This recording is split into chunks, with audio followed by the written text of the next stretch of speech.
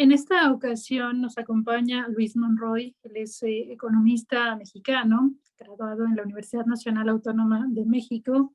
y quien radica actualmente en el extranjero, especialista en temas de desigualdad económica, movilidad social, entre otros, investigador asociado externo del Centro Espinosa Iglesias, y él junto con otros académicos han realizado uno de los primeros esfuerzos para poder acercarse al impacto de la pandemia en el sector educativo entre los jóvenes y las brechas de desigualdad que esto abrió. Luis, gracias por atender nuestra comunicación. Muy buen día, bienvenido. Muchas gracias a ti, Francisca, por el interés, y muchas gracias a tu auditorio por estar aquí escuchándonos. Como bien mencionas, junto con Roberto Vélez Grajales y Luis Felipe López Calva, decidimos hacer un análisis sobre cuáles son los posibles efectos de la pandemia en términos de aprendizaje a futuro, así como cuáles han sido sus efectos inmediatos. En este sentido, este estudio es un estudio amplio que toma en cuenta, digamos, este panorama que vivió el mundo entero. Sin embargo, nuestro país encontró este momento de la pandemia en un momento crítico de por sí para el sistema educativo mexicano. Estas desigualdades que ya existían previo a la pandemia se hicieron todavía más agudos y están dejando lagunas de aprendizaje, que es el reto prácticamente de cualquier docente que vaya a reincorporarse a los centros educativos, y también el reto de padres y de alumnos. Así es, como bien mencionas, el reto principal y cómo se tiene que abordar el efecto de la pandemia en términos generales y también en términos específicos es como un evento que causó una disrupción en el proceso de enseñanza y aprendizaje. Y esta disrupción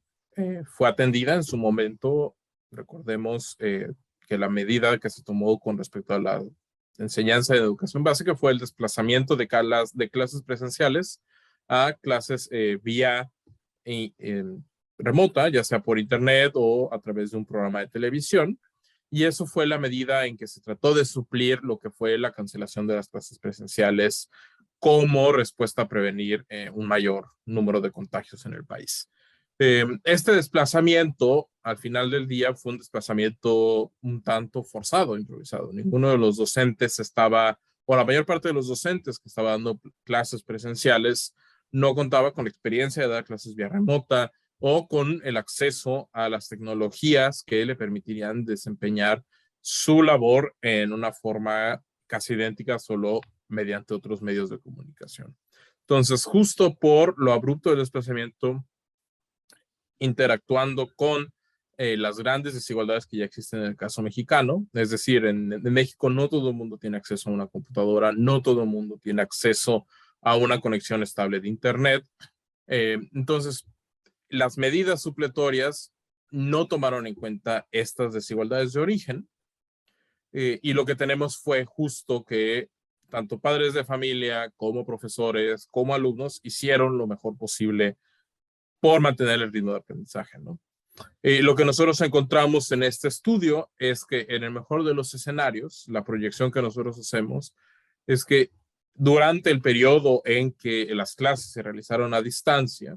el aprendizaje obtenido por los estudiantes en educación básica equivale básicamente a un 70% de lo que hubieran aprendido en el mejor de los escenarios. Eso, digo, en el mejor de los escenarios, entendido como un escenario sin pandemia. Sin embargo, ese es nuestro escenario optimista. En el escenario más pesimista, lo que tenemos es una pérdida de cerca del 70% de los aprendizajes. Es decir, en lugar de haber aprendido todo lo que deben haber aprendido en un año escolar, los estudiantes en realidad aprendieron una tercera parte de eso. Y esas lagunas de aprendizaje, lo que nosotros encontramos es que si no se hace algo para atenderlas, ya sea que sea una laguna de 30% o una laguna del 70% de los contenidos de un año de aprendizajes, lo que va a repercutir en el mediano plazo es en que esas lagunas se van a ir agrandando. Recordemos el paso de cualquiera de nosotros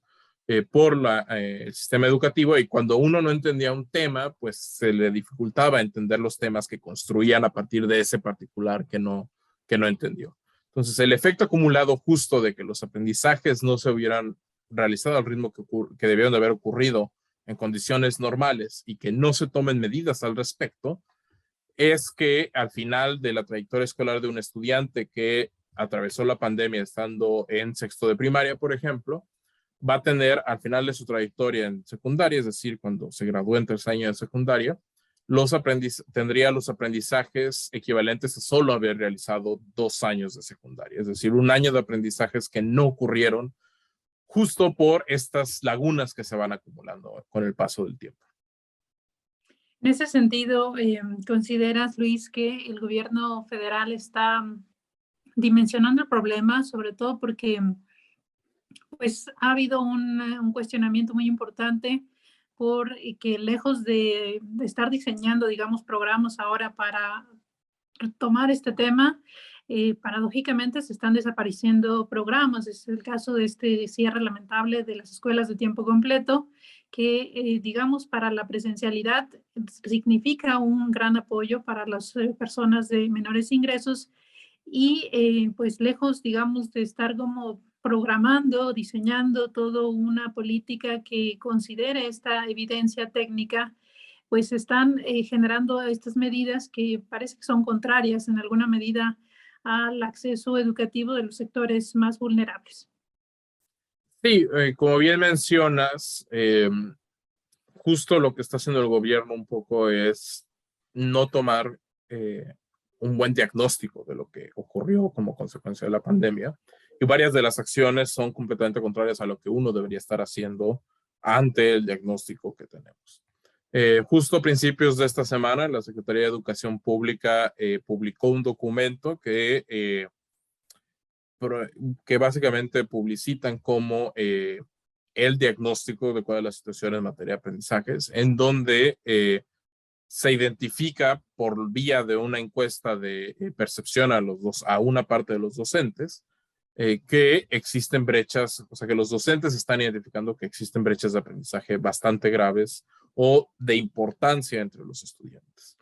Sin embargo, aun cuando este propio diagnóstico de la SEP está identificando estas brechas y aun cuando tengamos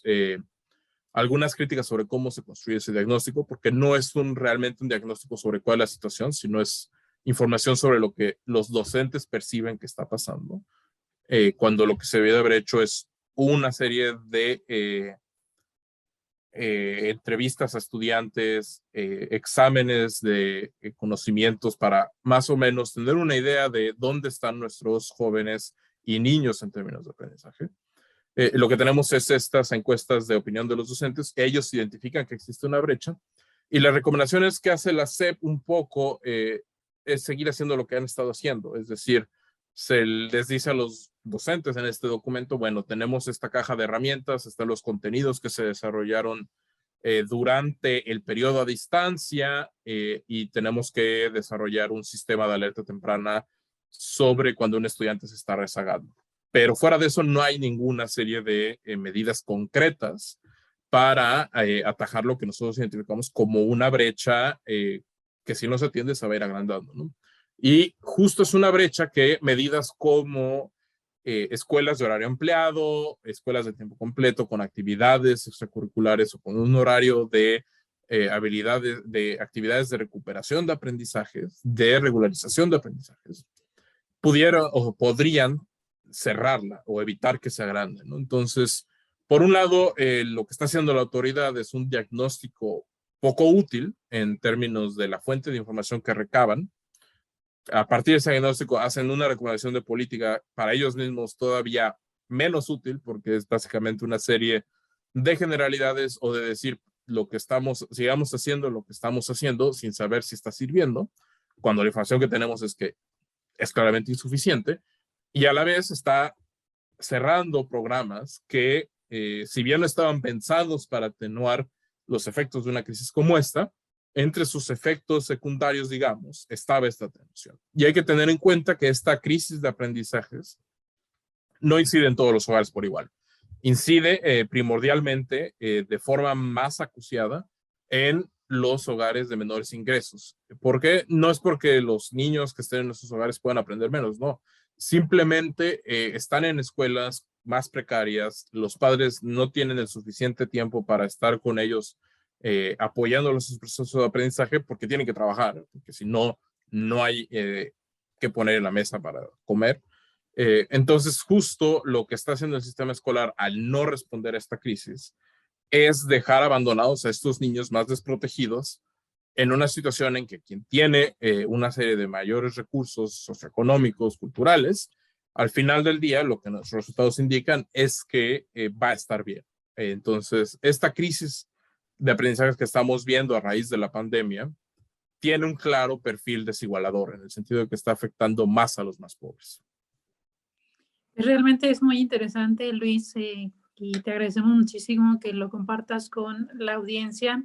Esto, digamos, colocaría a los niños de la región sureste del país, lamentablemente, nuevamente profundizando los niveles de desigualdad que ya existían y que va a marcar a generaciones enteras. Exacto, o sea, lo que estamos viendo no es algo cuyos efectos se dejen de sentir en un año, ¿no? O sea, esto puede tener efectos de largo plazo en la generación que actualmente está en el sistema escolar y que eventualmente va a estar fuera, ¿no? O sea, es una generación que si no hacemos como sociedad algo para atenuar el hecho de que hayan sufrido este tipo de disrupción en su trayectoria escolar, cuando se integra al mercado laboral van a sufrir porque pues, el mercado laboral va a distinguir que tienen una menor preparación aun cuando tengan los mismos grados, es decir, los mismos papeles, pero justo como lo que ocurrió es un menor número de aprendizajes, pues eso va a ser descontado por el mercado laboral en contra de estas generaciones, ¿no? Ya sabes, cuando nosotros hagamos uso de los servicios o de los productos que estas generaciones produzcan, pues vamos a estar ante un efecto en cadena que nos va a afectar a todos, ¿no? Entonces sí es algo que tenemos que priorizar como sociedad mexicana, el atender esta crisis, porque si bien es una crisis silenciosa en el sentido de que no es algo que genere efectos visibles, es una crisis que si no se atiende, al final del día puede tener consecuencias nefastas para todos. Pues te agradecemos, Luis, gracias por la oportunidad de compartir los resultados de este estudio. Si nos puedes ampliar un poquito dónde pueden encontrar este estudio para toda la gente que busque conocerlo de manera completa. Y pues te agradecemos, como siempre, la posibilidad de conversar con ello con nuestra audiencia. Claro, el estudio se encuentra publicado en el International Journal of Educational Development. También está disponible en mi página web, que es monroygomezfranco.com, todo junto monroygomezfranco, y en mis redes sociales como Twitter, que es @mgf91. Pues muchísimas gracias a Luis Monroy, él es especialista en temas de desigualdad económica, movilidad social, investigador asociado del Centro Espinosa Iglesias, ampliándonos sobre este estudio que da a conocer sobre estas lagunas de aprendizaje que se generan entre los estudiantes mexicanos y los enormes retos que vienen a partir de este diagnóstico. Gracias, Luis, y seguimos en comunicación. Gracias, Francisca, y un saludo a todo tu auditorio. Nosotros continuamos en este espacio y seguiremos ampliando más información sobre lo que ocurre con el tema educativo tras los efectos de la pandemia de COVID-19.